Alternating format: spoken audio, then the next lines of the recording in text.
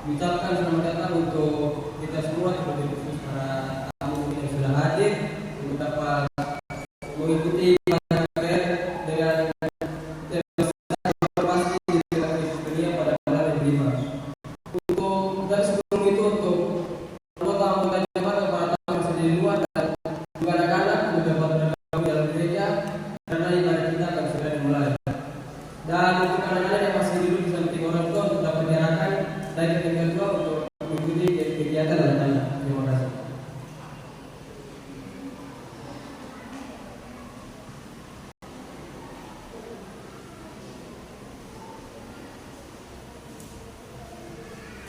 Kita akan mulai dari ibadah kita.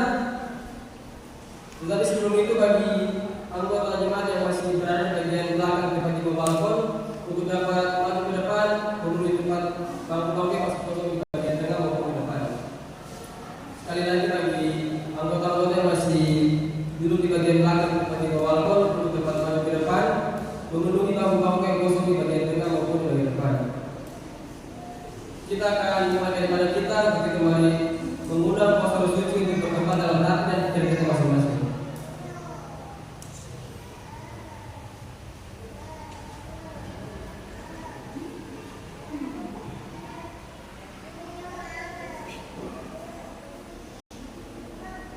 Kita akan masuk dalam ibadah kita dan kita akan mengikuti lagu-lagu pendahuluan yang akan dipimpin oleh Singan sekaligus dibawakan oleh Ibu Nina Wardata.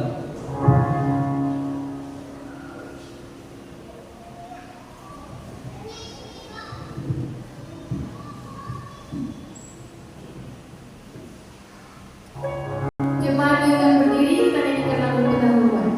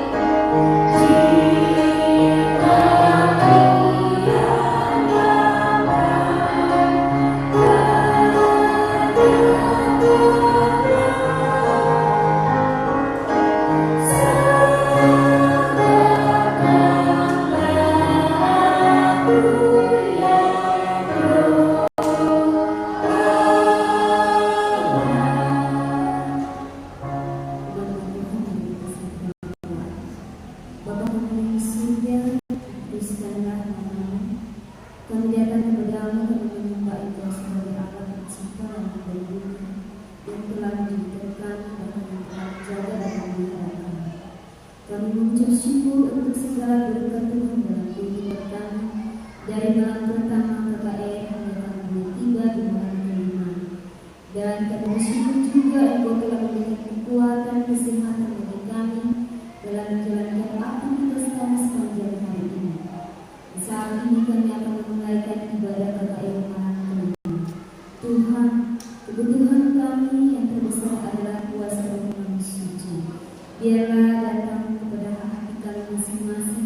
dan siapkanlah hati kami untuk mendengarkan sabda firman, dan terutama kami mendoakan pembicara Bapak Ishak Purba yang akan menyampaikan sabda firman.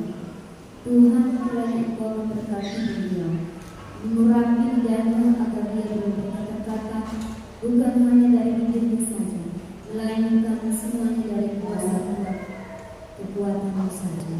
Dan kiranya firman Tuhan yang kami dengarkan, kami boleh pahami, terutama kami boleh hidupkan dalam kehidupan kami setiap hari.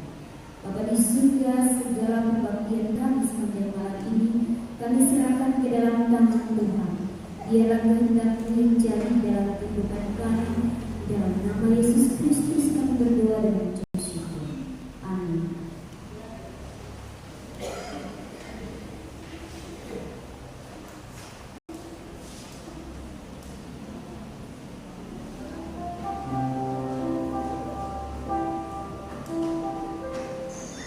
Ilustrasi kehidupan dalam hidup kita berusaha untuk mencapai tujuan kita dan mendirikan pekerjaan sehingga setiap tujuan kita tercapai. Bersamaan dengan itu, ada saja pengaruh buruk dari dunia yang ditawarkan. Perlahan, dosa mulai masuk dalam kehidupan kita.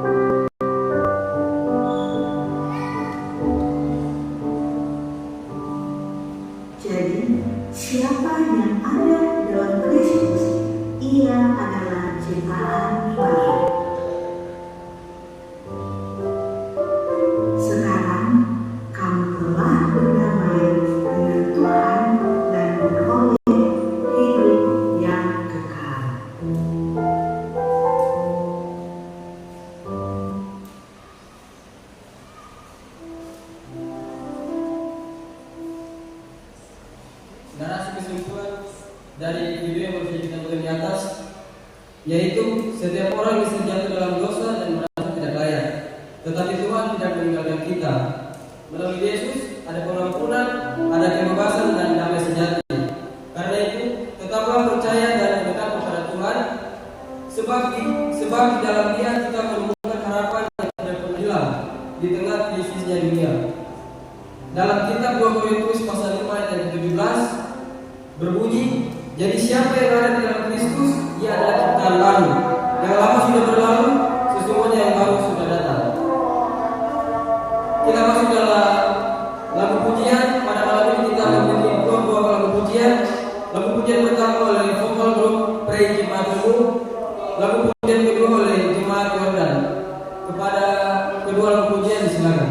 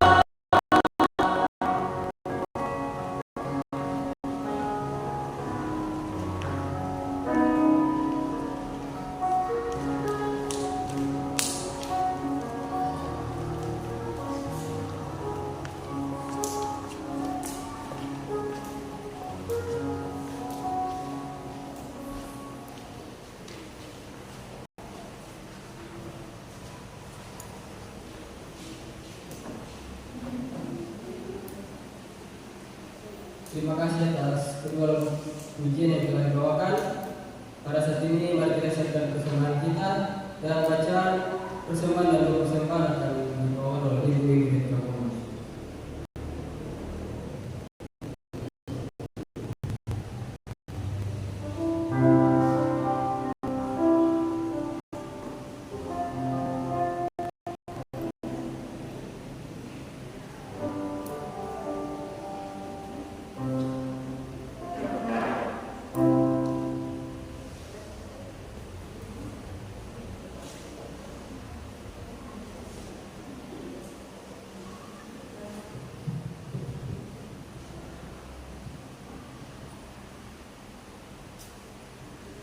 Bacaan persembahan malam ini terdapat dalam Kisah Para Rasul 20 ayat 35. Dan segala sesuatu telah memberikan contoh kepada kamu bahwa dengan kerjaan dia membantu orang-orang lemah dan harus mengingat perkataan Tuhan Yesus sebab dia sendiri mengatakan adalah lebih berbahagia bagi dunia. Mari kita berdoa. Kami kembali lagi kami datang ke hadirat yang suci dan kudus ya Bapa, mengucapkan syukur atas berkat dan penyertaan Tuhan dalam kehidupan kami sepanjang hari ini. Sehingga pada malam hari ini kami anggota jemaat boleh berkumpul di kabarmu yang suci dan kudus ini. Pada saat ini kami akan mengumpulkan persembahan syukur ya Bapa. Biarlah persembahan yang kami kumpulkan dapat digunakan untuk kemuliaan nama-Mu dan dapat membantu pekerjaan Tuhan di muka bumi ini.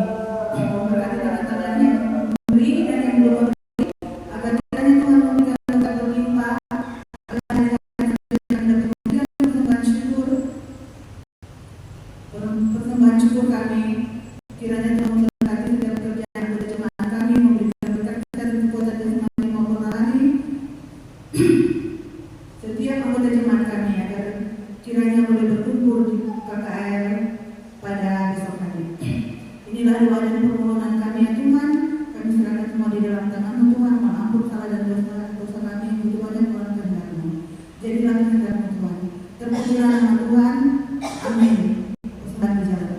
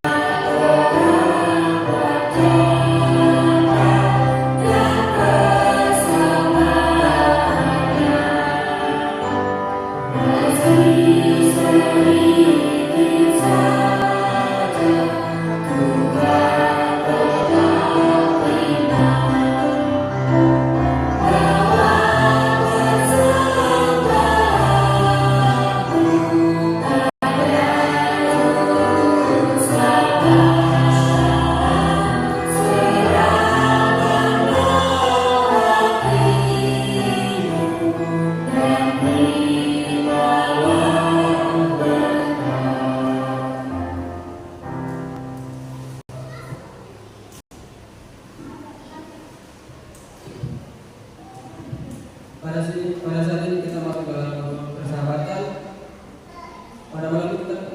kedatangan satu sahabat rohani kita dengan kasih saya sebut Saudara Felix. Untuk Saudara Felix dapat maju ke depan.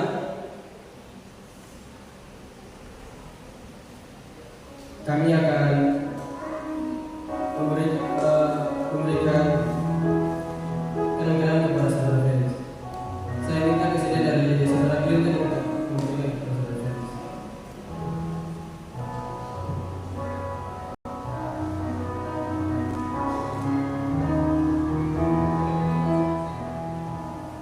Silakan duduk. Kami masih terus mengundang sahabat-sahabat rohani yang hadir dari malam pertama hingga saat ini untuk dapat beribadah bersama-sama dengan kami hingga sampai nanti pada puncak kebagian pembangunan rohani pada saat ini. Kita akan masuk dalam sesi jawab pertanyaan yang akan dipimpin oleh Bapak Domingo Surisa. Silakan.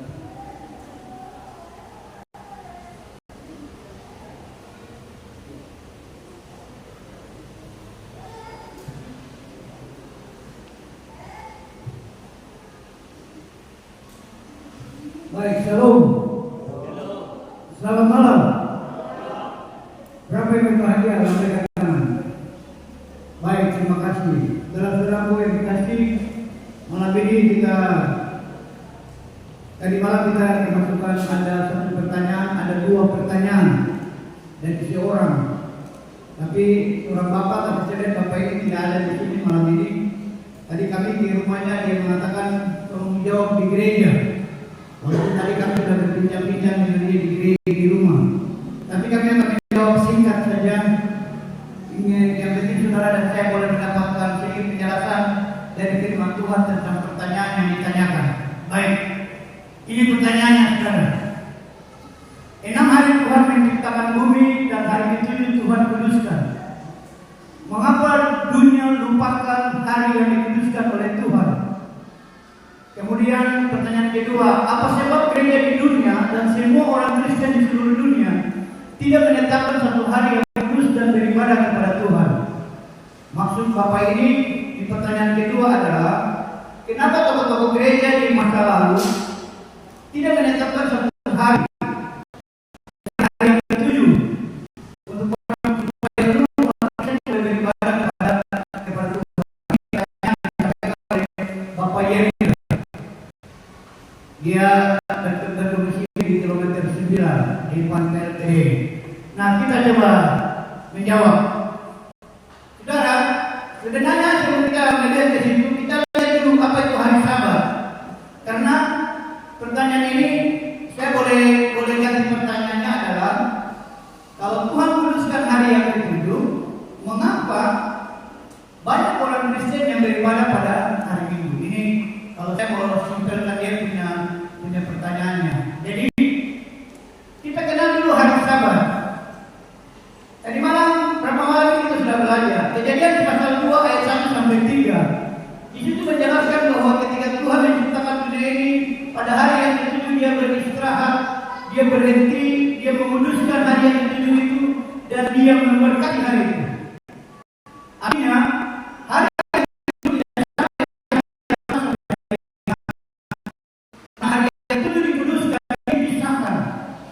kemudian hari itu hari yang suci. Hari pertama sampai hari ke-6 bukan hari yang suci, tapi hari yang ke-7 adalah hari yang suci. Kemudian di hari yang ke-7 itu Tuhan berkati hari itu. Artinya walaupun di hari pertama sampai hari ke-6 ada berkat Tuhan yang Tuhan berikan, tapi di hari ke-7 ada berkat istimewa yang Tuhan berikan yang tidak ada di hari pertama sampai hari ke-6. Kalau saudara mau menerima berkat yang khusus itu, saudara harus datang di hari yang ke-7. Kemudian, pada waktu bangsa Israel, di dalam Keluaran 20 ayat 8, ketika bangsa Israel keluar dari tanah Mesir, karena mereka sudah dijajah di Mesir begitu lama, 430 tahun, mereka sudah lupa itu hari Sabat. Tuhan keluarkan mereka dari tanah Mesir, dan di Keluaran 20 ayat 8 sampai 11, Tuhan ingatkan lagi bangsa Israel ketika Tuhan mengadakan perjanjian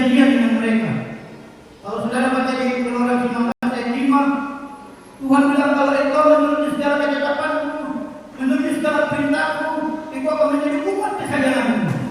Kemudian di ayat yang ke-8 bangsa Israel mengatakan, apapun yang difirmankan Tuhan akan kami ikuti. Kemudian Keluaran 20 ini Tuhan turunkan ini 10 hukum. Isi perjanjian itu. Di hukum yang keempat, Keluaran 20 ayat 8, Tuhan bilang, ingat dan kuduskanlah hari Sabat. Tuhan katakan kepada bangsa Israel, dan itu dalam Keluaran pasal 5 yang ke-31, ayatnya yang ke-16.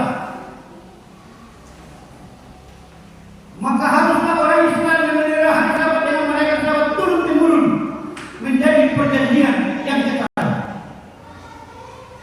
Orang Israel dikatakan kepada Tuhan mereka harus menyucikan hari Sabat turun-temurun menjadi perjanjian yang kekal bagi mereka dengan Allah. Ketika Allah telah menuntut mereka kepada tangannya sendiri. Mari kita lihat lagi ayat berikut, Yesaya 20 ayat 12. Ya, hari-hari Sabat juga kuberikan kepada mereka menjadi peringatan di antara aku dan mereka, supaya mereka mengetahui bahwa akulah Tuhan yang menguduskan mereka. Saudara, hari-hari Sabat menjadi satu tanda peringatan antara ciptaan dan pencipta, antara kita manusia dengan Allah sang pencipta. Dan jangan dikatakan supaya orang ketahui bahwa akulah Tuhan yang menguduskan mereka. Ayatnya yang 20 sana dikatakan, Yesaya 20 kuduskanlah hari-hari Sabatku sehingga itu menjadi peringatan di antara aku dan kamu, supaya orang mengetahui bahwa akulah Tuhan Allahmu yang membedakan bangsa Israel dengan bangsa kafir adalah hari Sabat. Kenapa saudara? Karena Allah itu Allah mereka. Yang membedakan kita dengan dunia ini, umat Tuhan dengan dunia ini adalah hari Sabat. Karena dengan menyembah Allah pada hari Sabat, kita mau menyatakan bahwa Allah pencipta itu adalah Allah kita dan tidak adalah umatnya.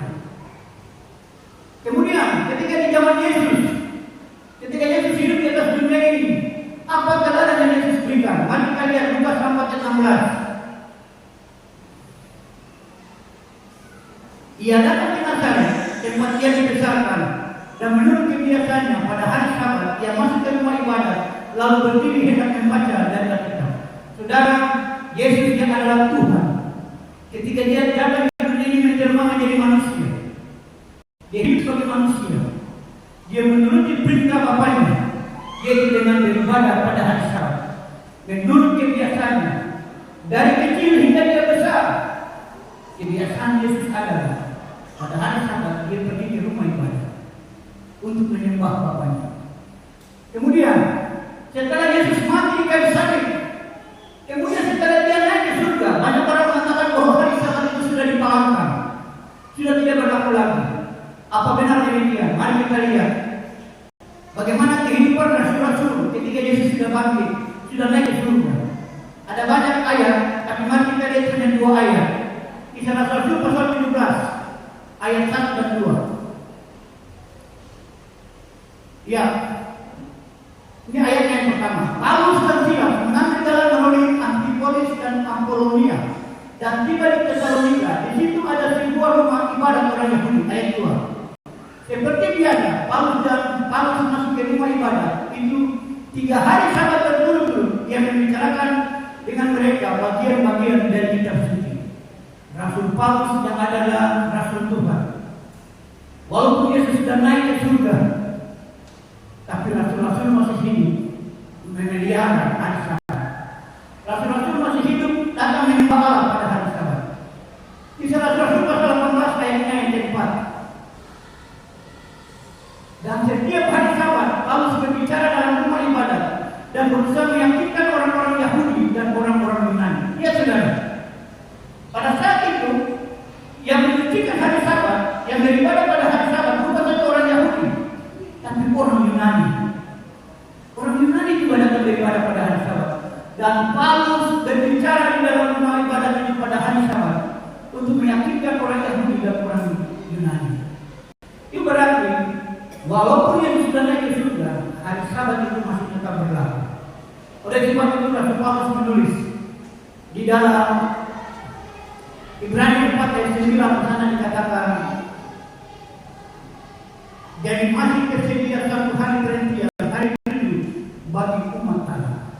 Kalau saudara dan saya mau disebut sebagai umat Allah, kita harus tetap menyembah Allah pada hari yang tertinggi, hari Sabat, bukan pada hari yang lain.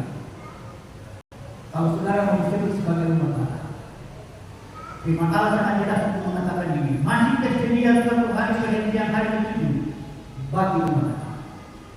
Saudaraku, apa sebenarnya hari Sabat itu? Kalau kita buka di dalam Lukas 23 ayat 54, ya, 54, di sana dikatakan hari itu adalah hari persiapan dan Sabat dimulai. Saudara, ini waktu Yesus mati di kayu salib. Yesus mati di kayu salib, ketika orang sudah kafani Yesus dengan kain kafan, kemudian orang bawa dia, membaringkan dia di dalam kubur yang baru, dan firman Tuhan berkata, hari itu adalah hari Sabat, hari itu adalah hari persiapan dan Sabat hampir mulai. Kenapa Sabat hampir mulai? Karena waktu orang baringkan Yesus itu sudah menjadi petang, sudah petang hari, di mana matahari akan terbenam. Sabat hampir mulai, sesuai dengan perhitungan waktu berdasarkan Alkitab. Satu hari dihitung ketika matahari terbenam sampai matahari terbenam. Jadi saat itu adalah pada petang hari, di hari persiapan itu matahari akan terbenam. Itu berarti Sabat hampir mulai. Kemudian di Lukas 23 ayat 56b, ya. Dan setelah pula mereka menyediakan mereka dan menyambut, dan pada hari Sabat mereka beristirahat menurut hukum Taurat. Jadi sesudah hari persiapan, kemudian hari Sabat mereka beristirahat menurut hukum Taurat. Lukas 24 ayat 1 dan 2 sampai 3. Lukas 24 ayat 1 sampai 3. Tetapi pagi-pagi benar pada hari pertama menyebut mereka pergi ke kubur, membawa mereka yang telah disediakan mereka. Mereka mendapati batu sudah terguling dari kubur itu, dan setelah masuk mereka tidak menemukan mayat Tuhan Yesus. Saudara, itu berarti hari Sabat berada di antara hari persiapan dan hari kebangkitan. Kalau saudara buka hari persiapan dalam Amos Alkitab ini, apa yang saudara dapat di sana adalah hari persiapan itu adalah hari Jumat. Yesus mati tepat hari Jumat, hari raya Paskah tanggal 14 bulan Nisan. Dia mati, dan pada hari Sabat dia ada di dalam kubur, dan Yesus bangkit pada hari pertama dalam minggu itu. Kalau saudara mau lihat urutannya, itu berarti hari Sabat ada di antara hari persiapan atau hari Jumat, dan di antara hari kebangkitan atau hari Minggu. Itu berarti hari Sabat adalah hari Sabtu. Itu kebenaran saudara.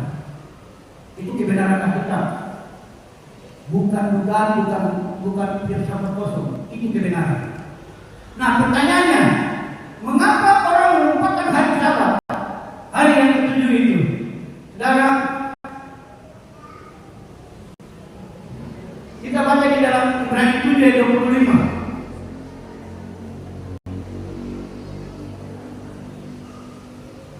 Ibrani 7 ayat 25. Daniel 7 ayat 25. Sorry. Daniel 7 ayat 25, apa dikatakan di sana? Ia akan mengucapkan perkataan yang menantang yang Maha Tinggi dan akan menganiaya orang-orang kudus milik yang Maha Tinggi. Ia berusaha untuk mengubah waktu dan hukum, dan mereka akan diserahkan di dalam tangannya selama 1 masa dan 2 masa dan setengah masa. Saudara, kalau saudara baca buku Daniel pasal 7 ini, ada kuasa paling kecil. Kuasa paling kecil yang akan mengubah hukum dan waktu. Dia akan menganiaya umat-umat Allah milik yang Maha Tinggi. Apa yang dirubah? Apa yang dirubah? Hukum.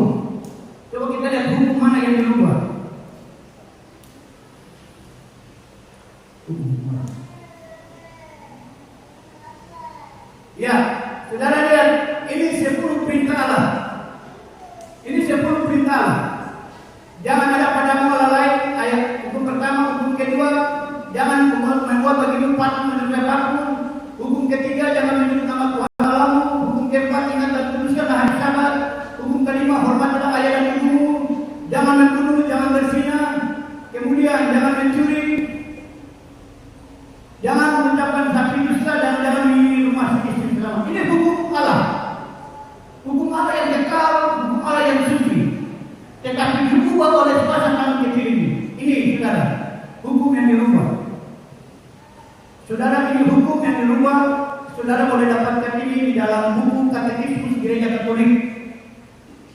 dirubah.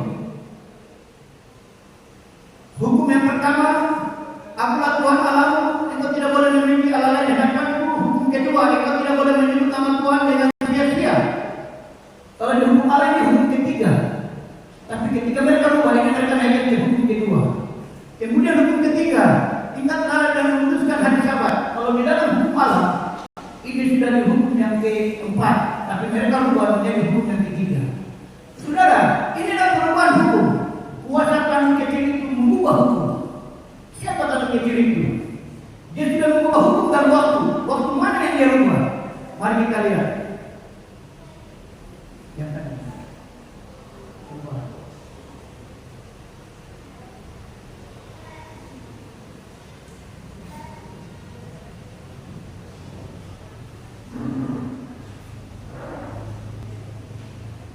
Ya, saudara, ini ditanya, yang manakah hari Sabat itu? Jawab, hari Sabtu adalah hari Sabat. Ditanya, mengapa kita memelihara hari Minggu dan bukan hari Sabtu? Dijawab, kita memelihara hari Minggu artinya hari Sabtu karena gereja Katolik pada Konsili Laodikia di tahun 336 dari Masehi telah memindahkan keputusan hari Sabtu itu ke hari Minggu. Ini tertulis dalam buku The Conference Catechism of Catholic Doctrine. Ini berada dalam gereja Katolik. Kenapa saudara? Karena gereja Katolik dia yang telah mengubah itu hukum dan dia juga telah mengubah itu hari perbaktian. Pada Konsili Laodikia tahun 336 dia memindahkan keputusan hari Sabat, hari Sabtu kepada hari Minggu. Dan dia mulai paksakan itu. Dia mulai paksakan itu kepada seluruh umat orang yang ada di dunia ini di abad-abad pertengahan. Dia mulai berkuasa untuk memaksakan ini pada tahun 538 ketika Uskup Romawi Timur diangkat menjadi kepala pemerintahan dan kepala gereja oleh Kaisar Justinian atas perintah daripada Kaisar Konstantin. Dia orang mengangkat Uskup Roma menjadi kepala pemerintahan dan kepala gereja. Tapi ditangkap oleh 3 kerajaan, yaitu kerajaan Romawi, Frankfurt, dan Luxembourg. Kenapa? Karena orang menganut ajaran Arian. Tetapi dibantu oleh Kaisar Justinian. Orang kalahkan itu 3 kerajaan itu. Yang terakhir kerajaan Luxembourg tahun 538. Orang cabut sampai dia kalahkan. Kemudian Paus mulai berkuasa, gereja Katolik mulai berkuasa, memaksakan setiap orang untuk kembali beribadah pada hari ini. Hingga pada saat ini. Kalau dia beribadah pada hari Minggu, maka akan ditangkap dan dibunuh. Kalau saudara baca dari sejarah gereja Kristen mula-mula, ada 104.000 orang di Prancis dibantai malam hari oleh karena tidak memenuhi perintah gereja. Selama masa 38 itu, dari 538 sampai 1398, ada 50 juta orang Kristen yang setia, 50 juta orang Protestan yang setia. Mereka dibantai oleh karena tidak memenuhi perintah gereja beribadah pada hari ini. Dan hari ini yang sebenarnya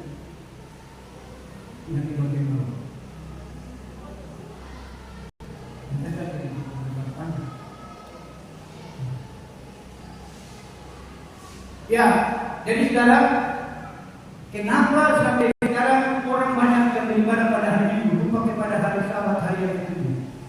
Karena sudah dibuatkan dalam Alkitab ada puasa yang akan mengubah.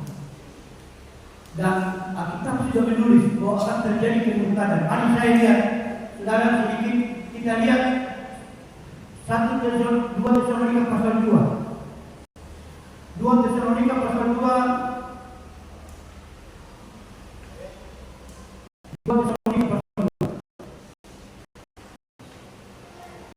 Ayatnya yang kedua 3. Ya, saudara, janganlah kamu memberi dirimu disesatkan orang dengan cara yang bagaimanapun juga. Sebab sebelum hari itu, hari apa saudara? Hari kedatangan Yesus yang kedua kali. Dia mengatakan, harus datang dahulu murtad, akan terjadi kemurtadan yang besar. Apa itu kemurtadan yang besar? Orang melupakan hari yang ketujuh, hari di mana orang harus menyembah kepada Tuhan. Orang datang kepada hari yang dibuat oleh manusia untuk menantang Allah. Kemudian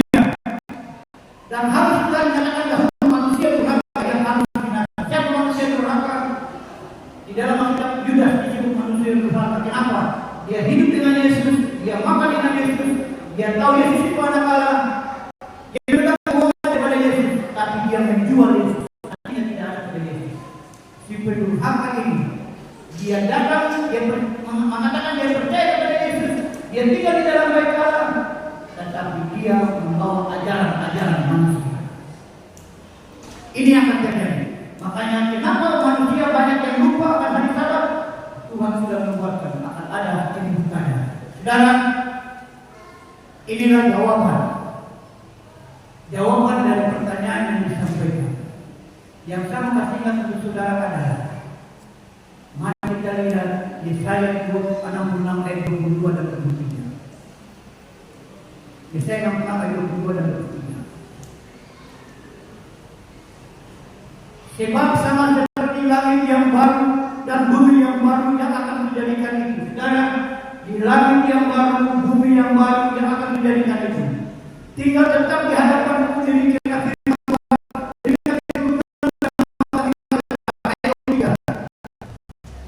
Bulan dari bulan dan sabat dari sabat seluruh manusia akan saudara, di dunia yang baru, di langit yang baru yang akan menjadikan itu, semua manusia akan datang sujud menyembah kepada hari Sabat. Ingat saudara, dunia yang baru nanti kita menyembah Allah pada hari Sabat, bukan hari kebenaran, bukan hari kebangkitan, tapi hari Sabat. Kalau saudara dan saya di dunia ini kita tidak pernah sucikan hari Sabat, kita tidak pernah menyembah Dia pada hari Sabat, jangan harap saudara akan hidup di dunia yang baru. Kalau saudara mau hidup di dunia yang baru, datang sembah Dia, menyembah Dia pada hari Sabat, maka saudara akan berada di sana. Ayat yang terakhir, 1 Petrus 2 ayat 21.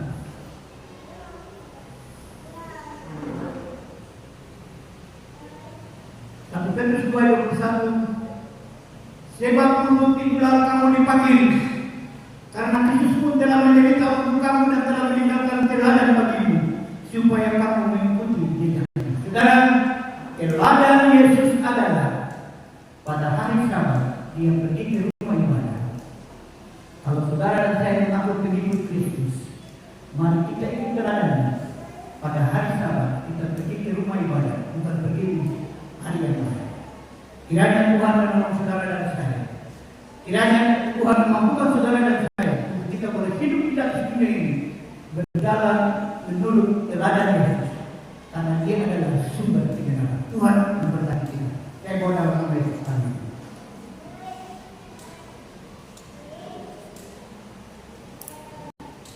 Kita perjalanan kepada Bapak Gubernur. Saya telah menjawab pertanyaan-pertanyaan. Pada saat ini kita akan masuk dalam pengumuman. Untuk itu saya minta perhatian dari saudara-saudara kita untuk mendengarkan pengumuman kita pada malam ini.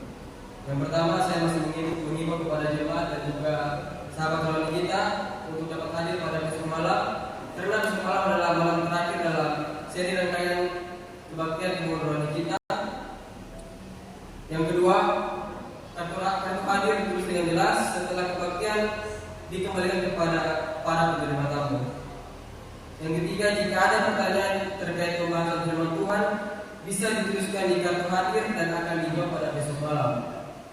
Keempat, jika sahabat-sahabat rohani memiliki kendala dalam transportasi, panitia menyediakan transportasi. Jika membutuhkan, segera hubungi panitia. Yang kelima, mari pertahankan kehadiran kita setiap malam, karena di akhir dari kegiatan KPR ini akan ada bingkisan khusus untuk mereka yang hadir setiap malam. Tiba saatnya kita akan masuk dalam pembahasan firman Tuhan malam ini dengan judul Saat Namaku Disebut di Surga.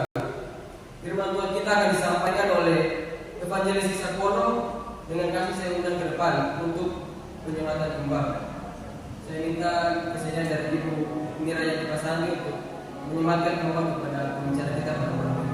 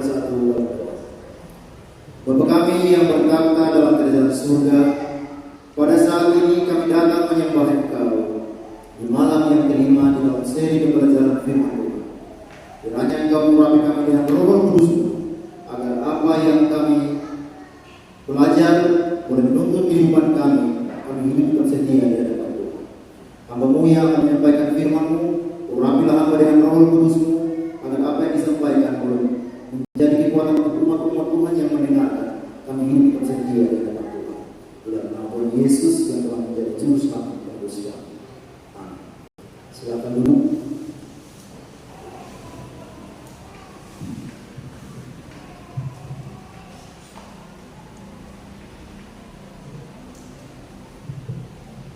Shalom.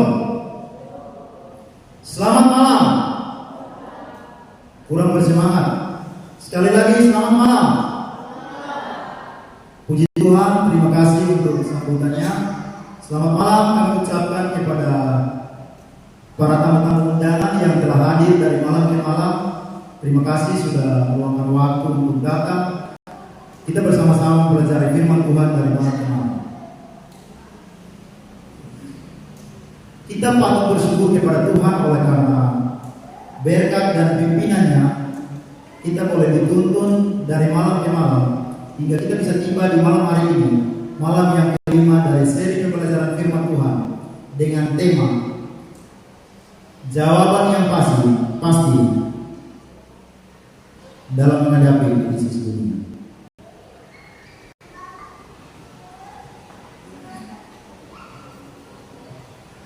Dari malam ke malam kita telah mempelajari pelajaran-pelajaran penting yang bisa mengangkat hati kita untuk mendapatkan jawaban dari setiap krisis yang kita hadapi di atas muka bumi ini. Saudaraku yang diberkati oleh Tuhan Yesus Kristus, dunia yang kita tempati saat ini penuh dengan krisis, dan salah satu krisis yang kita hadapi saat ini adalah krisis kepercayaan. Kenapa hal ini bisa terjadi? Itu semua terjadi oleh karena dosa.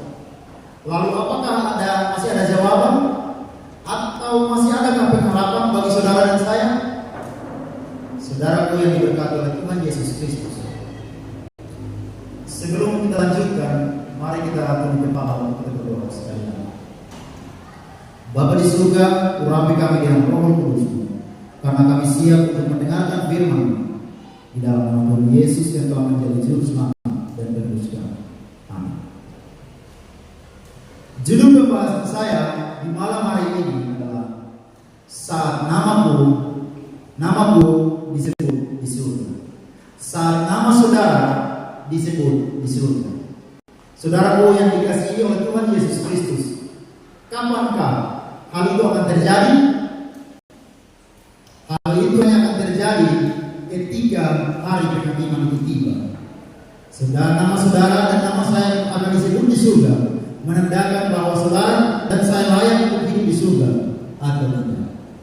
Tentu kita yang hadir pada malam hari ini memiliki satu kerinduan yang besar ketika waktu itu tiba, nama saudara dan nama saya akan kedapatan disebut di surga. Amin saudara-saudara. Siapa yang rindu boleh melambaikan tangan. Kita semua memiliki kerinduan ya. Di malam hari ini saya mengajak kita semua, mari kita mempelajari ada 4 hal. Yang pertama, manusia dan dosa. Yang kedua, tanpa dosa. Yang ketiga, manusia dibersihkan dari dosa. Dan yang keempat, saat disebutkan di surga. Mari kita mulai yang pertama, yaitu manusia dan dosa. Firman Tuhan di dalam Roma pasal yang ketiga, ayat yang ke-23. Firman Tuhan berkata bahwa karena semua orang telah berbuat dosa dan telah kehilangan kemuliaan. Saudara-saudaraku yang dikasihi oleh Tuhan Yesus Kristus, kalau kita mempelajari di dalam Kejadian pasal yang kedua ayat yang ke-7, di sana kita akan dapati bahwa manusia dibentuk oleh jari-jari Allah itu sendiri. Manusia dibentuk dari debu tanah, lalu mengembuskan nafas yang hidup, dan manusia itu menjadi makhluk yang hidup. Kalau kita pelajari di dalam Kejadian pasal yang pertama ayat yang ke-27, di sana kita akan dapati bahwa Allah menciptakan manusia itu menurut gambar dan rupa Allah. Allah menciptakan manusia itu sempurna. Allah menciptakan manusia itu baik adanya, tanpa cacat, tanpa noda, dan tanpa dosa. Lalu Allah memberikan kebebasan untuk dapat menentukan pilihannya sendiri tanpa ada unsur paksaan dari siapapun, dari pihak manapun. Menentukan pilihan pilihannya sendiri, bisa memilih kepada Allah atau bisa memilih kepada yang lain. Saudaraku yang diberkati oleh Tuhan Yesus Kristus, kalau manusia diciptakan sempurna, dibentuk oleh jari Allah itu sendiri, diciptakan menurut gambar dan rupa Allah, lalu kenapa manusia bisa jatuh ke dalam dosa? Mari kita lihat saudara-saudara. Di dalam Kejadian pasal yang ketiga, ayatnya yang ke-6, kita bisa lihat bersama. Saudara-saudara boleh buka di dalam Alkitab yang tersedia di tangan saudara-saudara. Kalau kita pelajari di dalam Kejadian 3 ayat yang ke-6, kita akan dapat di sana bahwa dosa pertama-tama terjadi oleh karena ketidaktaatan manusia pertama, yaitu Adam dan Hawa, kepada pencipta mereka. Oleh karena ketidaktaatan, oleh karena ketidaksetiaan, manusia pertama jatuh dalam dosa. Iblis atau ular memanipulasi manusia. Manusia yang telah dipengaruhi oleh manusia salah mempergunakan kebebasan memilih itu yang tadi diberikan oleh Allah. Mereka salah menggunakan kebebasan memilih. Mereka lebih memilih untuk berkompromi dengan iblis ketimbang memilih untuk taat dan setia kepada pencipta mereka. Roma 5 ayat 12, dosa masuk ke dunia ini oleh satu orang, dan Yakobus 1 ayat 14 dan 15, dosa berasal dari keinginan yang dituruti. Saudaraku yang diberkati oleh Tuhan Yesus Kristus, dosa pertama-tama terjadi di tangan kita oleh karena ketidaktaatan manusia pertama, Adam dan Hawa, kepada Allah. Apakah dosa hanya berlaku di Taman Eden? Apakah dosa cuma berlaku kepada manusia pertama, Adam dan Hawa? Firman Tuhan berkata bahwa tidak. Ketika manusia itu melawan kepada kehendak Allah, bumi yang kita tempati saat ini telah jatuh ke dalam dosa. Saudara dan saya telah berdosa. Dan dosa itu terus berlanjut bahkan pada saat ini. Sadar atau tidak sadari, kita telah hidup di penghujung dunia. Di akhir zaman, artinya sebentar lagi Tuhan akan menyatakan dirinya dan akan kembali kalian membawa saudara dan saya untuk masuk dalam kerajaan surga. Kalau kita lihat di dalam Matius pasal 24 ayat 14 ayat 3 sampai 14 dan juga 2 Timotius 3 ayat pertama sampai ayat 5. Di akhir zaman kejahatan akan terus meningkat. Di akhir zaman, seperti yang tadi saya sudah katakan bahwa saat ini adalah saat di mana akhir zaman itu kita telah hidup di penghujung dunia, dan ini kejahatan terus meningkat drastis ini telah menggenapi saudara-saudara. Dampaknya kasih manusia menjadi dingin. Ini tanda jelas kondisi moral dunia menjelang akhir. Fokus pada karakter manusia yang rusak. Agama ada, tapi tanpa kuasa. Kalau di kampung saya, saudara-saudara, gereja itu berdampingan. Tapi saya harus tahu, suami itu bahkan umat-umat Kristen, orang-orang percaya melakukan praktik itu, saudara-saudara. Dan itu kenyataan yang terjadi pada saat ini. Agama ada, tapi tanpa kuasa, saudara-saudara.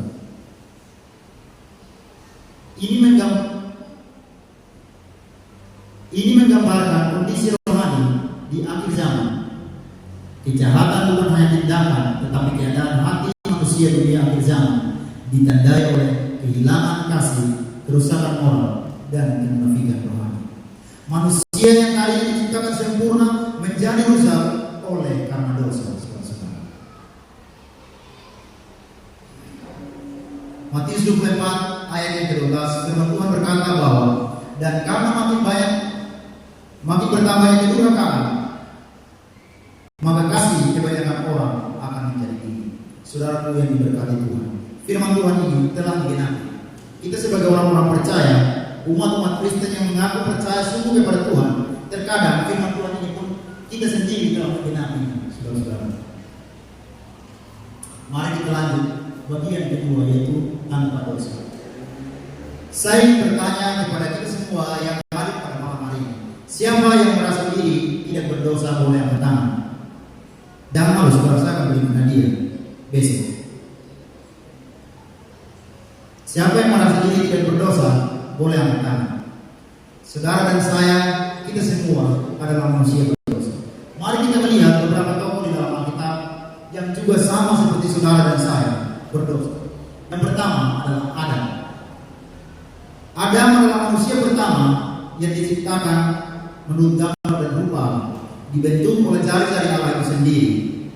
Apakah Adam tidak berdosa? Kita bisa lihat di dalam Kejadian 3 ayat yang ke-6. Adam juga berdosa sama seperti saudara dan saya, melanggar akan perintah Allah. Yang berikut, Nuh. Di dalam sejarah kehidupan bangsa, sejarah kehidupan umat manusia di atas muka bumi ini, Allah pernah memusnahkan bumi ini dengan air bah. Musa dipilih oleh Allah untuk menjadi pemeran utama dari kisah dari air bah. Allah menyuruh Musa untuk membangun batra, lalu berkhotbah selama 120 tahun dengan catatan supaya kalau bisa setiap orang yang berbalik, yang mendengarkan boleh berbalik dan bertobat untuk tidak dibinasakan. Nuh hidup setia kepada Tuhan. Apakah Nuh tidak berdosa? Kita bisa lihat dalam Kejadian 1 ayat yang ke-21. Nuh pernah melakukan suatu pelanggaran. Ia melanggar perintah Allah, yaitu mabuk, saudara-saudara. Mari kita lihat yang berikut, yaitu Abraham. Abraham adalah bapa segala orang percaya dan bapa segala orang beriman. Abraham hidup setia dengan Tuhan. Abraham hidup bergaul dengan Tuhan. Apakah Abraham tidak berdosa? Di dalam Kejadian 12 ayat 11 sampai 13. Abraham pernah berbohong dan itu merupakan dosa kepada Allah. Dia berbohong tentang Sarah. Dia mengatakan bahwa Sarah adalah saudaranya, bukan istri. Yang berikut adalah Musa. Musa di dalam firman Tuhan, di dalam Alkitab mengatakan bahwa Musa adalah orang yang paling rendah hati melebihi semua orang yang ada di atas muka bumi ini. Musa dipilih oleh Allah untuk dapat menuntun bangsa Israel keluar dari tanah perbudakan menuju ke tanah Kanaan yang sudah dijanjikan kepada Abraham, Ishak, dan Yakub. Di dalam firman Tuhan juga dikatakan bahwa Musa pernah berbicara kepada Allah, berhadapan muka dengan muka, sama seperti berbicara kepada seorang teman. Artinya bahwa Musa memiliki hubungan yang akrab dengan Tuhan. Musa hidup setia kepada Tuhan. Musa hidup takut akan Tuhan. Apakah Musa tidak berdosa? Saudara yang diberkati oleh Tuhan Yesus Kristus. Ketika bangsa Israel bersungguh-sungguh oleh karena tidak ada air di bumi ini, Allah menyuruh kepada Musa untuk berbicara kepada gunung batu itu, supaya gunung batu itu dapat mengeluarkan air, supaya bangsa Israel bisa minum. Tetapi oleh karena tekanan dari bangsa Israel, Musa marah lalu memukul batu itu sebanyak 2 kali. Dan itu dipandang sebagai dosa, sebagai satu pelanggaran kepada Allah. Dosa itulah yang membuat Musa tidak dapat menginjakkan kaki dalam tanah perjanjian, saudara-saudara. Dan itu adalah dosa. Saudara yang diberkati oleh Tuhan Yesus Kristus, saya membagikan satu pelajaran penting dari cerita Musa. Musa dia berdosa, dan dosa itulah yang tidak membawa dia menginjakkan kaki di dalam tanah perjanjian. Tetapi Alkitab mencatat bahwa saat ini Musa hidup bersama-sama dengan Tuhan di dalam kerajaan surga. Saudara dan saya, kalau masih ada yang ingin disembunyikan, masih ada yang belum beres dengan Tuhan, segera selesaikan itu. Supaya ketika Tuhan datang kali yang kedua, kita diizinkan untuk melihat, bahkan dibawa masuk ke dalam kerajaan surga. Jangan sampai kita hanya diizinkan untuk dapat melihat saja bahwa memang betul Yesus yang selama ini kami sembah telah datang kembali untuk membawa kita dalam kerajaan surga. Tetapi setelah itu kita semua akan diistirahatkan untuk menanti akan penghukuman yang kita. Mari kita lanjut. Yang berikut adalah Daud. Daud adalah seorang raja yang dipilih oleh Allah. Apakah Daud tidak berdosa? Daud pernah berbuat dosa, yaitu berzina dengan Batseba, istri dari panglima perangnya. Lalu Daud merencanakan pembunuhan kepada suaminya, yaitu Uria. Kita bisa lihat di dalam 2 Samuel 11 ayat yang ke-2 sampai 17. Daud berdosa kepada Allah. Yang berikut adalah Salomo. Salomo adalah raja yang paling bijaksana, melebihi semua raja yang pernah ada di atas muka bumi ini. Apakah Salomo tidak berbuat dosa? Kita bisa lihat di dalam Raja-Raja 11 ayat sampai ayat 6. Salomo pernah menyembah berhala. Dia berdosa kepada Allah. Yang terakhir adalah Petrus. Siapa yang secara langsung kenal dengan Petrus? Tentu secara langsung mungkin kita tidak mengenal dia. Tetapi kalau kita mempelajari akan firman Tuhan, secara iman kita mengerti bahkan kita mengenal siapa itu Petrus. Petrus adalah salah seorang murid Tuhan Yesus ketika Yesus berada di atas muka bumi ini. Kemanapun Yesus pergi, dari satu tempat ke tempat yang lain, Petrus selalu ada bersama-sama dengan Yesus. Artinya bahwa Petrus memiliki hubungan yang akrab dengan guru, yaitu Yesus Kristus. Lalu apakah Petrus ini tidak berdosa? Saudara yang diberkati oleh Tuhan, Petrus pernah menyangkal Yesus sebanyak 3 kali. Tetapi ketika dia menyadari bahwa itu adalah satu pelanggaran, dia datang dan memohon pengampunan kepada Tuhan. Pertanyaannya bagi kita saat ini, lalu siapakah yang tidak berdosa? Yang tidak berdosa hanyalah Yesus Kristus. Yesus Kristus adalah Putra Tunggal Allah yang pernah datang lahir di dunia ini lewat kandungan seorang perempuan yang berdosa. Dia pernah hidup di atas tanah yang berdosa ini. Dia pernah berdiri di atas tanah yang berdosa ini. Dia pernah duduk di atas tanah yang berdosa ini. Dia makan sehidangan dengan orang-orang berdosa. Dia bergaul dengan orang-orang Farisi dan ahli-ahli Taurat. Tetapi Yesus tidak pernah melakukan satu pelanggaran kepada Bapa di surga. Saudaraku yang diberkati oleh Tuhan Yesus Kristus, 1 Petrus pasal yang kedua ayat yang ke-22, ia tidak berbuat dosa dan tipu daya tidak ada dalam mulutnya. 2 Korintus 5 ayat yang ke-21, dia tidak mengenal dosa. Dia yang tidak mengenal dosa telah membuatnya menjadi dosa karena saudara dan saya. Ibrani 7 ayat yang ke-26, imam besar yang saleh tanpa salah, tanpa noda, terpisah dari orang-orang berdosa. Saudara yang diberkati oleh Tuhan, secara tindakan dan perkataan Yesus sempurna. Yesus benar-benar manusia sejati, bisa cobai, tetapi tetap tidak berbuat dosa. Ia menang terhadap dosa. Yesus menggantikan saudara dan saya sudah berdosa ini, karena Yesus tidak berdosa. Yesus itu kudus. Yesus itu tidak bercela. Yesus layak untuk menjadi anak saudara dan saya kepada Bapa. Dari kelahiran, dari kehidupan Yesus, dari kematian Yesus, kebangkitan, kenaikan dan pelayanan Yesus di bait suci surga, itulah yang menyelamatkan saudara dan saya. Mari kita lanjut bagian yang ketiga, yaitu manusia dibersihkan dari dosa. Yohanes 3 ayat yang ke-16, firman Tuhan berkata bahwa karena begitu besar kasih Allah akan dunia ini, sehingga Ia telah mengaruniakan anak yang tunggal, supaya setiap orang yang percaya kepadanya tidak binasa, melainkan beroleh hidup yang kekal. Saudara yang diberkati oleh Tuhan, kita telah ditebus dan kita telah diselamatkan. Ketika Yesus Kristus datang mati di kayu salib, kita sudah diselamatkan. Kita telah ditebus dan kita telah diselamatkan. Di dalam rencana penebusan, mari kita lihat bersama di slide. Di dalam rencana penebusan itu dimulaikan dari Kejadian 3 ayat yang ke-15.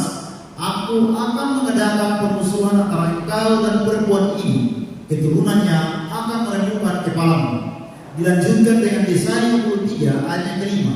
Dia tertikam oleh karena pemberontakan kita, oleh bilur-bilurnya kita menjadi sembuh. Yeremia 31 ayat 31 dan 33. Aku akan mengadakan perjanjian baru, aku akan menaruh Taurat di dalam hati mereka. Yohanes 3 ayat 16 yang tadi saya sudah bacakan, dilanjutkan lagi dengan Roma 5 ayat yang ke-8. Akan tetapi Allah menunjukkan kasih-Nya, Kristus telah mati untuk kita ketika kita masih berdosa. Efesus 2 ayat 8 dan 9, sebab karena kasih karunia kamu telah diselamatkan. Semua ayat ini berbicara tentang bagaimana rencana keselamatan itu menjadi milik saya dan milik saudara, dan bagaimana rencana keselamatan itu menjadi milik saudara dan menjadi milik saya. Kapankah rencana keselamatan itu direncanakan?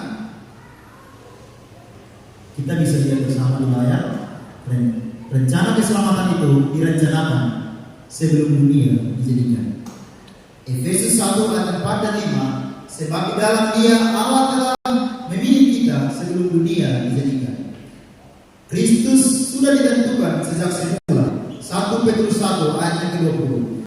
Ia telah pilih sebelum dunia dijadikan. Janjinya dinyatakan sejak manusia jatuh di Taman Eden. Kejadian 3 ayat yang ke-15. Keturunannya akan meremukkan kepala. Bagian dari rencana kekal Allah.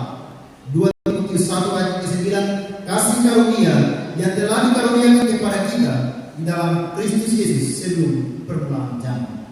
Saudaraku yang diberkati oleh Tuhan, rencana keselamatan tidak dimulaikan di Taman Eden. Di Taman Eden hanyalah waktu dan tempat di mana rencana itu dinyatakan. Tetapi sesungguhnya rencana keselamatan itu telah direncanakan di dalam hati Allah jauh sebelum bumi ini jatuh ke dalam dosa. Begitu juga dengan salib. Salib adalah rencana kekal Allah, bukan rencana cadangan Allah. Salib adalah rencana kekal Allah untuk dapat menyelamatkan saudara dan saya, bahkan sebelum manusia itu jatuh ke dalam dosa. Saudaraku yang diberkati oleh Tuhan, mari kita lihat yang keempat, yaitu disebutkan di surga. Saudaraku yang diberkati oleh Tuhan, kita sudah pelajari di awal tadi bahwa ketika nama saudara dan nama saya disebut di surga, hal itu hanya akan terjadi ketika hari penghakiman terakhir itu tiba. Nama saudara dan nama saya akan disebutkan satu persatu untuk dapat memastikan apakah saudara layak untuk hidup kekal di surga atau tidak. Ketika hari penghakiman itu tiba, kita akan diperhadapkan dengan satu pengadilan, yaitu pengadilan surga.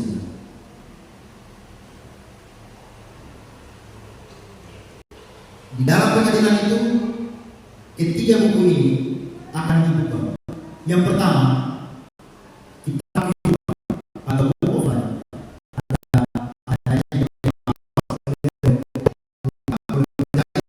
Boleh baca. Dan ada buku kehidupan dan yang kedua adalah peringatan atau buku of records. Book of records atau book of sins. Saudaraku yang diberkati oleh Tuhan, ketika kita diperhadapkan dengan pengadilan surga itu, ketiga buku ini akan dibuka di depan saudara semua, di depan saudara dan saya, di depan para malaikat, di depan hakim yang adil, di depan Yesus Kristus, dan di depan Lucifer. Nama kita akan disebutkan satu persatu. Ketika nama saudara atau nama saya kedapatan tercatat di dalam buku kehidupan, artinya bahwa saudara mendapatkan jaminan kehidupan yang kekal. Begitu juga dengan kitab peringatan. Tetapi ketika nama saudara kedapatan tercatat di dalam kitab catatan dosa, berarti minta maaf saudara-saudara, saudara sudah ditakdirkan untuk mendapatkan hukuman yang kekal. Saudaraku yang diberkati oleh Tuhan Yesus Kristus, tetapi saudara jangan takut, karena kita mempunyai seorang pengantara kepada Bapa, yaitu Yesus Kristus.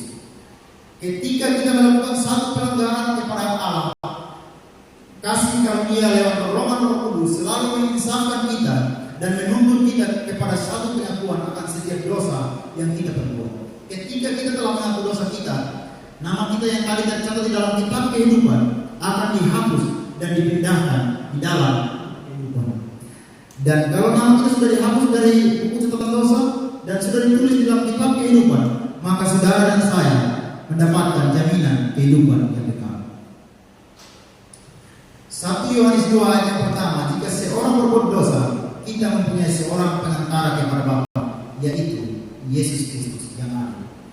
Saudaraku yang diberkati Tuhan, kita mempunyai seorang pengantara, yaitu Yesus Kristus. Tapi ingat saudara-saudara, pengantara itu hanya bisa mengantarkan umat-umat Tuhan yang walaupun sudah berbuat dosa, tetapi datang dan dan mengakuinya di hadapan Tuhan.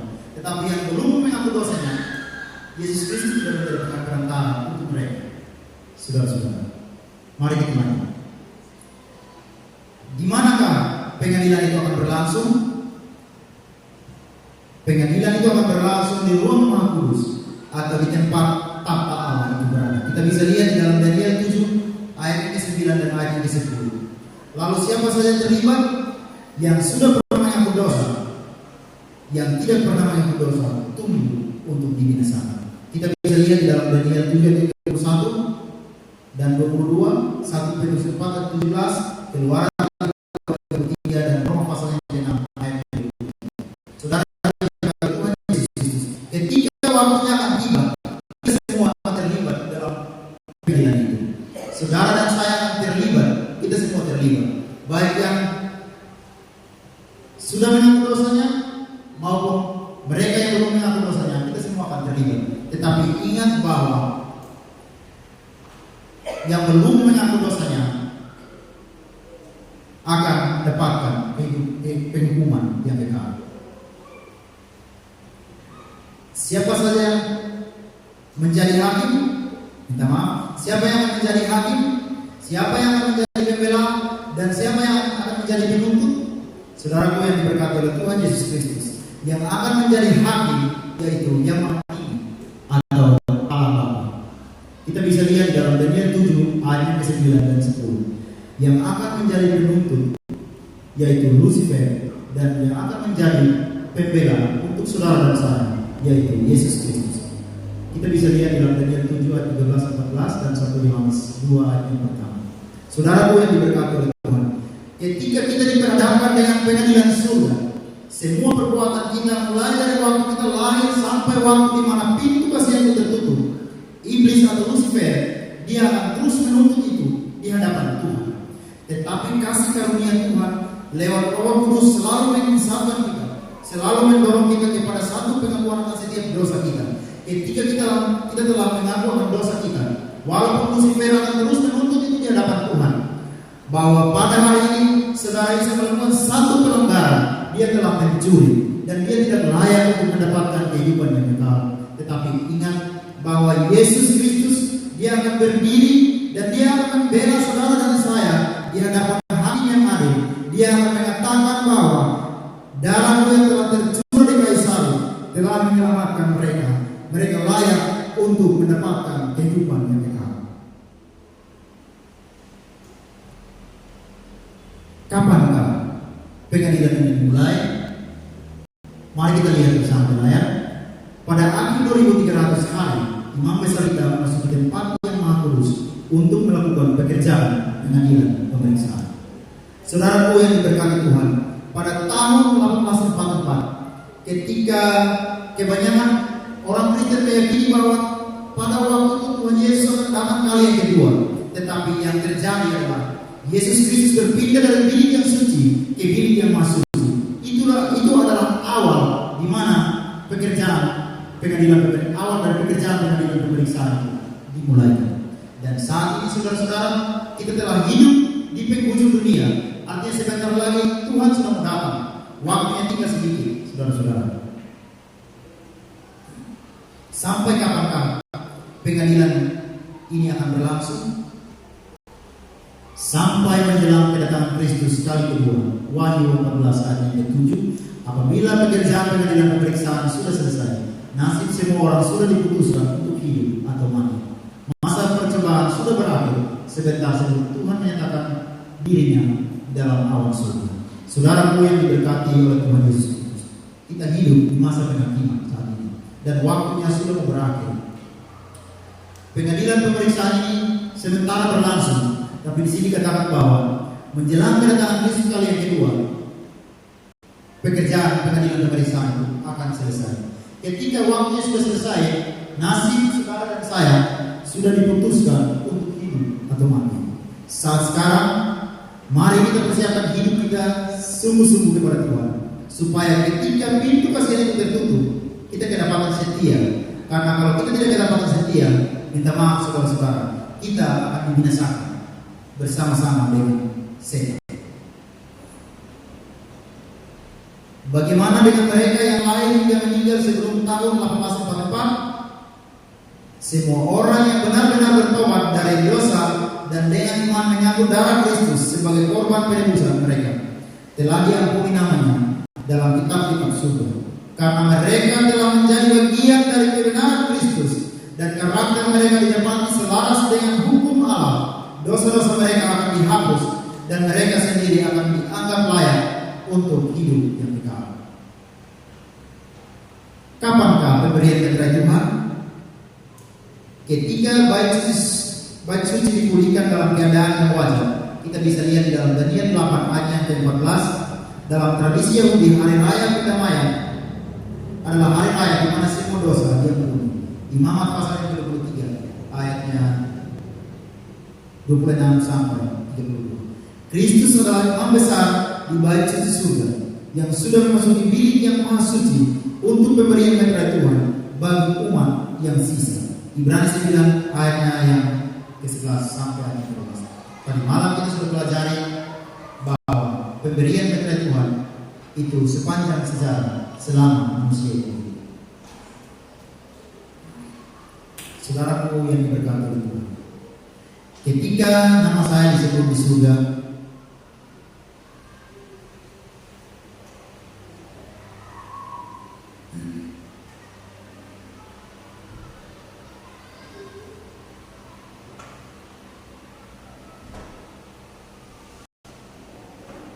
ketika nama saya disebut di surga, dosa saya pun akan ikut disebut.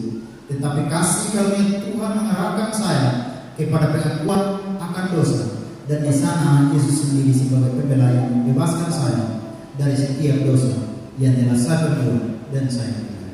Saudaraku yang diberkati oleh Tuhan, ketika nama saudara dan nama saya disebut di surga, bukan hanya nama kita yang akan disebutkan, tetapi setiap perbuatan kita selama masa hidup kita akan juga disebut di sana.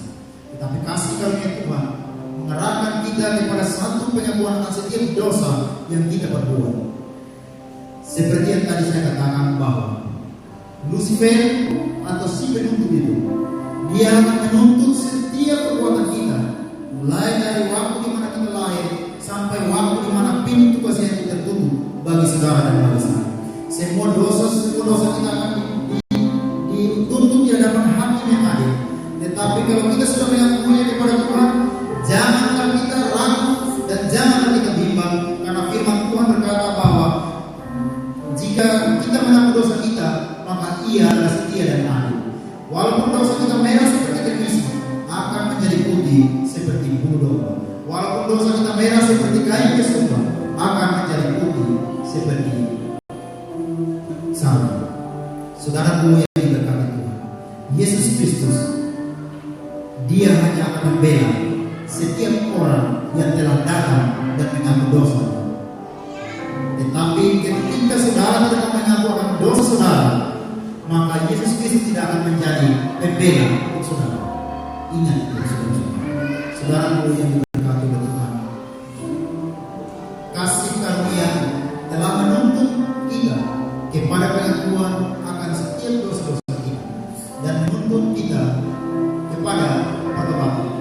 Kristus telah lebih dahulu mengasihi kita. Oleh karena itu, kasih dari Kristus menyambutkan kita untuk hidup dalam pertobatan. Saudara-saudaraku sekalian, malam ini kita telah mendengarkan perkabaran firman Tuhan tentang rencana keselamatan Tuhan bagi saudara dan bagi saya. Kita hidup dalam masa pengadilan surga. Pengadilan itu dilakukan untuk menyatakan kasih dan keadilan dari Tuhan bagi umat manusia. Oleh karena itu, marilah kita hidup dalam tuntunan firman Allah agar apa yang kita lakukan dengan baik,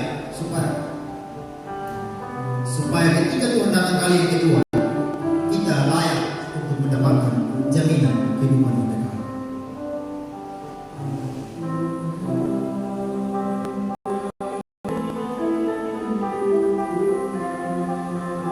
Jawaban dalam menghadapi krisis. Ketika nama saya disebut di surga, maka segala dosa saya akan dinyatakan. Namun kasih karunia Tuhan menuntut saya kepada pengakuan dan pertobatan atas dosa-dosa saya. Di sana Yesus berdiri sebagai pembela yang setia, yang akan membebaskan saya dari setiap dosa yang telah saya perbuat dan saya lakukan. Kita bersyukur kepada Tuhan karena dalam keberdosaan kita ada juru selamat yang menebus kita dari dosa. Kasih yang diberikan kepada kita menyatakan bahwa ada jawaban dari ketidakpastian yang selama ini kita rasakan. Kita hidup di dalam dosa seolah-olah telah kehilangan harapan. Itu adalah masa-masa krisis bagi hidup kita. Tetapi kasih Tuhan telah menggantikan posisi kita sehingga kita tidak mengalami kuasa maut, tetapi akan ada keselamatan yang disediakan bagi saudara dan saya. Saudara-saudaraku yang diberkati Tuhan Yesus Kristus, kita bersyukur memiliki Allah dalam Yesus Kristus yang telah menebus kita dari dosa. Oleh karena itu, bagi kita, pastikan nama-nama kita tertulis dalam kitab-kitab kehidupan. Pastikan nama kita dipanggil saat kedatangan Tuhan kali ini. Siapa di antara kita yang hadir pada malam hari ini yang mau berkomitmen bagi Tuhan untuk menyerahkan hidupnya sungguh-sungguh kepada Tuhan? Saya boleh undang saudaraku yang diberkati oleh Tuhan Yesus Kristus. Kita datang kepada Tuhan bukan karena kita sudah sempurna, bukan karena kita sudah suci, tapi kita datang kepada Tuhan supaya kita disucikan dari dosa-dosa kita.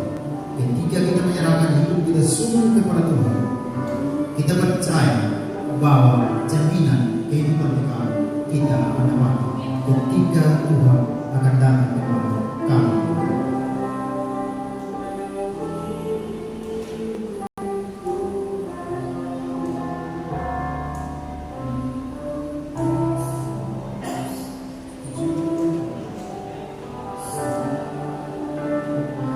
Saudaraku yang diberkati oleh Tuhan Yesus Kristus, saya mengundang dengan kasih kepada saudara-saudara sekalian yang mungkin mau mengambil keputusan untuk menerima Yesus sebagai juru selamat pribadi. Saya undang untuk boleh berada. Saudaraku yang diberkati oleh Tuhan Yesus Kristus, di malam hari ini maukah saudara dan saya berkomitmen hidup setia di hadapan Tuhan sampai Tuhan datang pada kali yang kedua? Jika dari saudara dan saya memiliki kerinduan yang sama seperti saya, supaya ketika Tuhan datang kali yang kedua kita layak untuk diselamatkan, saya boleh undang untuk berdiri di depan. Kita telah mempelajari satu pelajaran penting di malam hari ini, bagaimana penentuan akhir dari kehidupan kita sebagai umat manusia di atas kita. Kita memiliki kerinduan supaya ketika Tuhan datang kali yang kedua, kita dibawa masuk ke dalam kerajaan surga. Apapun kehidupan kita, apapun problem kehidupan kita, apapun krisis yang saat ini kita hadapi dalam kehidupan kita percaya bahwa Tuhan akan menuntun kita lewat Roh Kudus, lewat pelajaran firman Tuhan yang kita pelajari dari malam ke malam. Kita akan dituntun untuk hidup setia di hadapan Tuhan. Ketika Tuhan datang, kita mendapatkan jaminan kehidupan. Mari kita tunduk malam untuk kita berdoa. Bapa kami yang berkata dalam kerajaan surga, kami telah menyelesaikan pembelajaran kami di malam hari ini Tuhan. Kami semua umat Tuhan yang hadir pada malam hari ini memiliki kerinduan supaya kami boleh terlepas dari setiap krisis yang kami hadapi di atas muka bumi ini. Dan kami juga memiliki kerinduan bahwa ketika Tuhan datang kali yang kedua, ketika nama kami disebutkan satu persatu, bukan disebutkan untuk mendapat kebiasaan, tetapi nama kami disebutkan untuk mendapatkan jaminan kehidupan kekal bersama-sama dengan Tuhan di dalam kerajaan surga. Bapa yang berkata di dalam surga, menyertai kami ketika kami akan meninggalkan Ka'bah Tuhan. Biarlah malaikat Tuhan boleh bersama-sama dengan kami. Kami boleh tiba di rumah kami masing-masing dengan penuh sukacita. Itu semua oleh kami Tuhan. Menyerahkan hidup kami ke dalam tangan Tuhan, di dalam nama Tuhan Yesus yang telah menjadi juru selamat dan penebus kami. Silakan duduk. Demikian firman Tuhan yang dapat saya bawakan malam hari ini. Sekian dan terima kasih. Shalom dan selamat malam.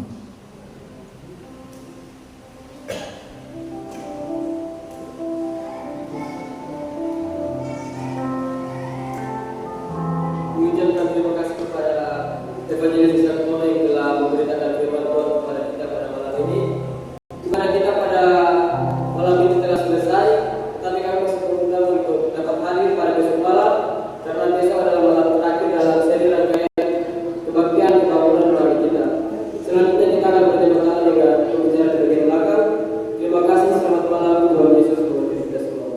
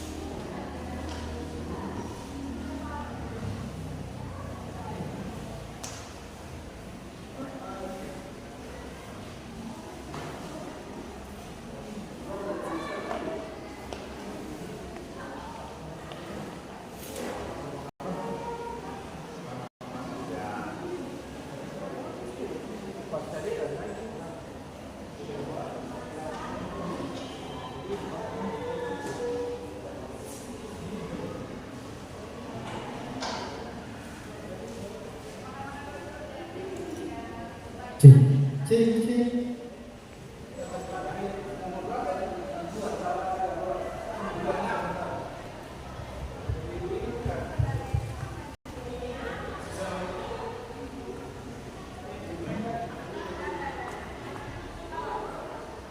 Cek, cek. Cek, cek, cek, cek.